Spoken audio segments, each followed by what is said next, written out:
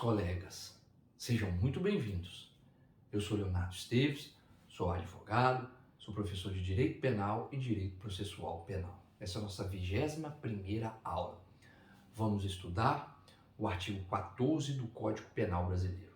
Lembrando que o artigo 14 do Código Penal vai nos dizer sobre o iter criminis, ou seja, os elementos para se constituir o crime, mais conhecido como etapas do crime, elementos do crime ou iter criminis. Perfeito? Esse iter criminis, na verdade, traduzindo o latim ao pé da letra, seria itinerário do crime, o que se percorre para chegar no crime. Bem, temos pela doutrina majoritária 4 elementos: a cogitação, preparação, execução e consumação. Na doutrina minoritária, diz que há mais um elemento. Além desses 4, vamos repetir tudo: cogitação, preparação, execução, consumação e exaurimento. Então, na doutrina minoritária, considera 5 os elementos de constituição do crime. Na doutrina majoritária, 4 elementos. A diferença é que a doutrina majoritária diz que não considera o exaurimento, porque diz a doutrina majoritária que o exaurimento está depois da consumação, depois que o crime já ocorreu. Então, não se considera pela doutrina majoritária, perfeito? Mas é importante saber os 5 elementos, perfeito? Então vamos lá. Bem, primeira coisa a se considerar o quê? O artigo 14 nos diz sobre se o crime consumado, inciso 1, e inciso 2, crime tentado, perfeito? Ele diz no inciso 1 do crime consumado que precisa se reunir todos os elementos para se constituir o crime. Quais são os elementos que o inciso 1 nos diz? Cogitação. Como é que é a cogitação? Ele está de forma interna, está só nos nossos pensamentos. Eu tenho um desafeto e, com ânus mecânico, com intenção, eu vou matar fulano. E já começa a imaginar, eu vou preparar tudo para matar fulano. Eu quero matar ele. Isso é cogitação, estou cogitando. Nessa cogitação não se pune. Perfeito, caros colegas? Não se pune. Se você só cogita o crime, não há punição por isso. Se você está em pensamentos que vai matar, que vai roubar, que vai acontecer no sentido de cometer algum crime, na cogitação não há punição. Perfeito? E o segundo elemento para a constituição do crime? Já falei da cogitação. A segunda é qual? A preparação. Muito atentos à preparação. Vou explicar o porquê. Na preparação, em regra geral, não se pune. Regra geral, o segundo elemento, a preparação, não se pune. O que é a preparação nesse exemplo que eu dei, que eu queria matar meu desafeto? Eu já materializo, é de forma externa. Eu já estou preparando. Como é que se prepara para um crime de homicídio? Eu compro uma arma de fogo. Então, cogitação na minha cabeça, a preparação, já compro uma arma de fogo. Já começa a materializar o crime. É importante observar que no crime, por exemplo, de homicídio, não se pune. Em vários outros crimes, na maioria. Porém, sempre no direito penal há excepcionalidade, até porque a legislação especial é extravagante. Então, por exemplo, nos crimes lá de terrorismo, da lei de 2016, seu artigo 5º da lei 13.260, diz que os atos preparatórios para ato de terrorismo é punível. Então, a legislação especial já pune os atos preparatórios. Atentos, colegas. Legislação especial. A regra geral aqui não se pune. Mas é importante saber da excepcionalidade. Dê um exemplo concreto. Lei de terrorismo. Perfeito? Bem, vamos lá agora. Qual que é o terceiro elemento para a consumação de um crime? Qual é o terceiro? Esse é importantíssimo. Execução. Inclusive, no crime tentado, que é o inciso 2, ele até nos fala que se inicia-se o crime na execução. Então, a execução é muito importante, por quê? Terceiro elemento, porque é na execução que se inicia o crime. Cogitei, número 1, vou matar, quero matar. Preparei, comprei a arma. Executei, o quê? É o disparo de arma de fogo. Já estou de frente ao meu desafeto e disparo a arma de fogo. Perfeito? Estou dando um exemplo do homicídio, fica mais simples de entender, porque é um crime material. Então, eu fiz o disparo. Você inicia a execução. Aí já começa a falar em punição. Perfeito? No terceiro elemento. Bem, para se constituir pela doutrina majoritária, só falta o quê? A consumação. Então, eu disparei, acertei meu desafeto, ele veio a óbito, consumei o crime. Matei meu desafeto. Então, olha o iter criminis. Percorri o caminho para finalizar o crime. No caso do homicídio, direito material, se termina onde? Na consumação. Como eu volto a repetir, no direito, na doutrina majoritária, não se considera o exaurimento. Então se encerra aí o crime. Perfeito? Bem, diante dessas observações, do conhecimento que os caros colegas já possuem com relação ao artigo 14, eu venho a fazer as seguintes observações. No inciso 2 do artigo 14, vamos falar do quê? Do crime tentado. Eu disse aqui, para a consumação do crime, no inciso 1, ou seja, eu preciso desses 4 elementos pela doutrina majoritária e 5 elementos para minoritária. É importante observar que esse iter criminis, na verdade, esse é o trajeto total que se pode ocorrer, se pode, como se diz, chegar ao crime. Porém, nem todo crime, isso é muito importante, nem todo crime vai à necessidade de chegar até a consumação para a corrente majoritária ou exaurimento para a corrente minoritária. O caminho que se percorre ao máximo é esse o caminho, com 4 elementos ou 5. Por quê?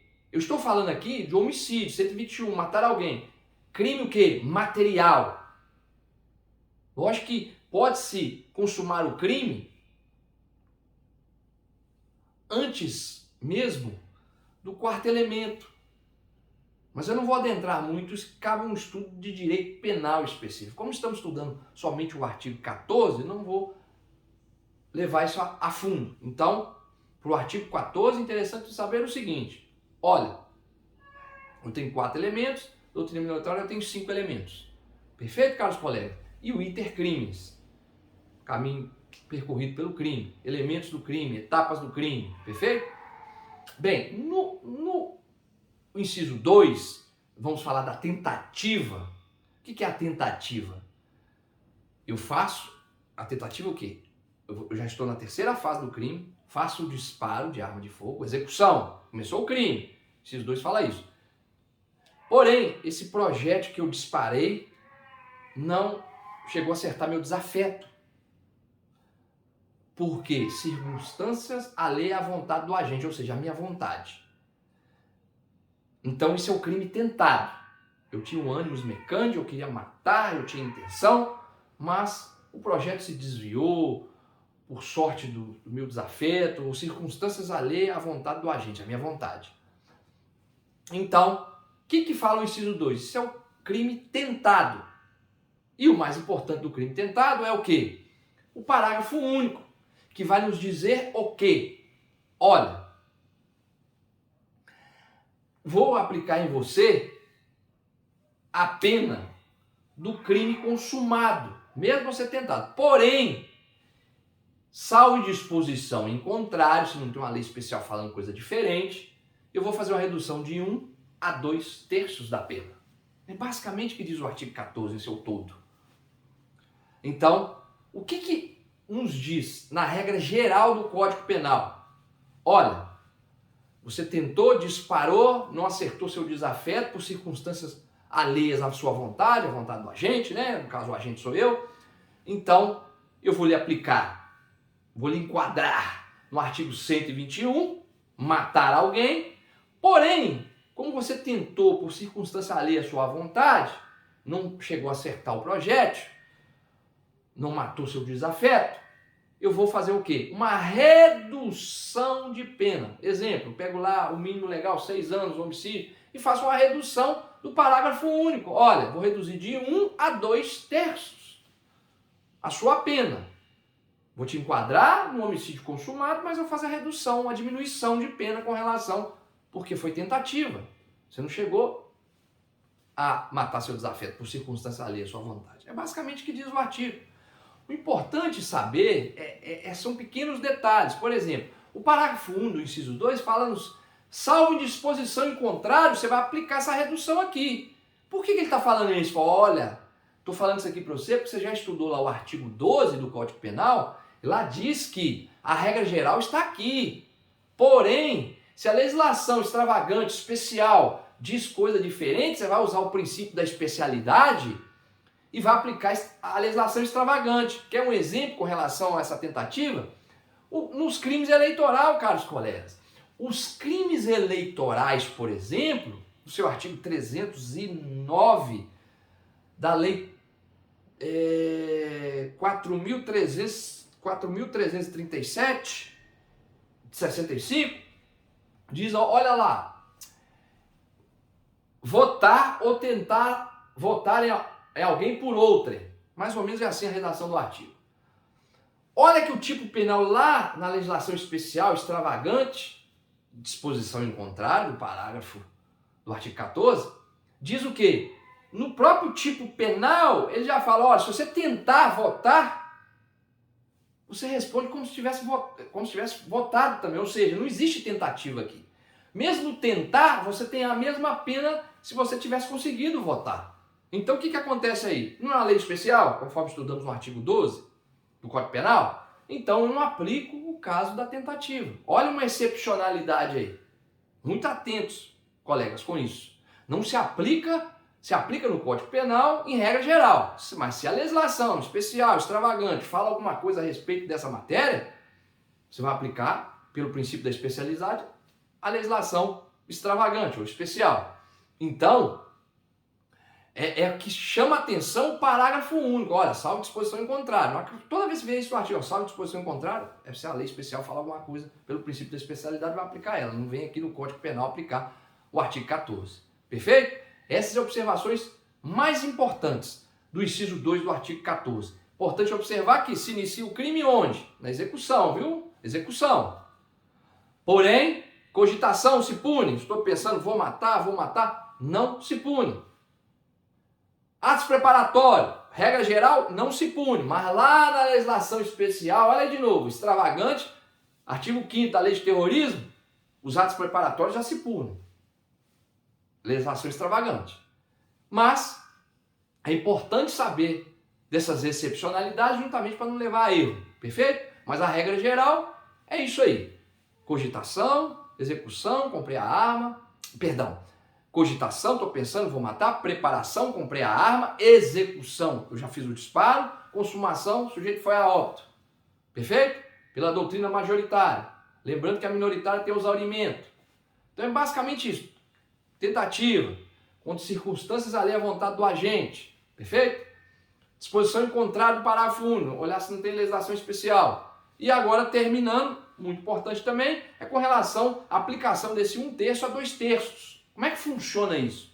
Existe legislação determinando ao magistrado a aplicação disso? Não, não existe. É poder discricionar. Porém, a doutrina nos diz que o juiz tem que analisar as circunstâncias.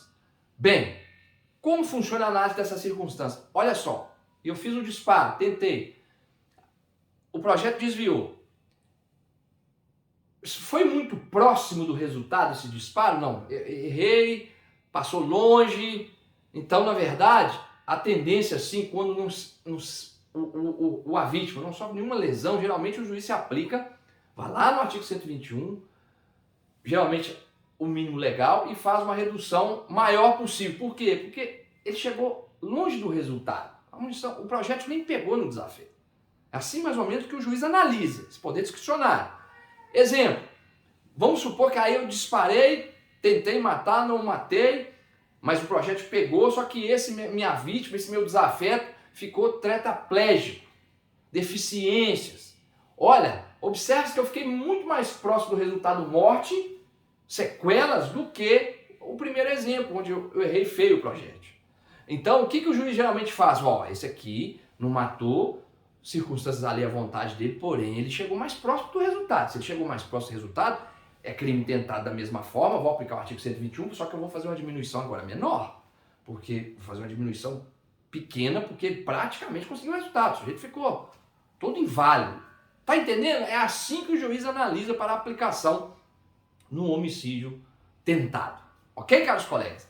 Eu vou ficando por aqui. Muito obrigado. Até a próxima aula.